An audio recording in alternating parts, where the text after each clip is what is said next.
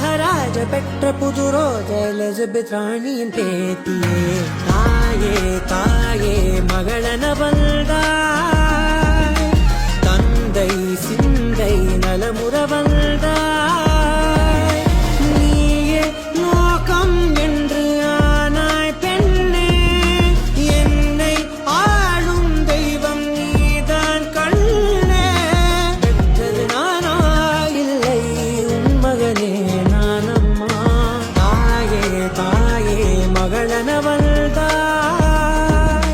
தந்தை சிந்தை நலமுற வந்தாய்.